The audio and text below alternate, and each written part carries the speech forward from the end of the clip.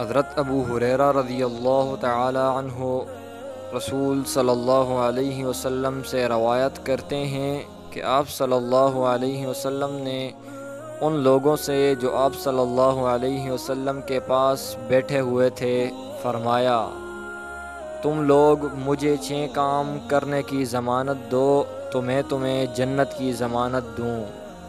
لوگوں نے پوچھا وہ 6 کام کیا ہیں؟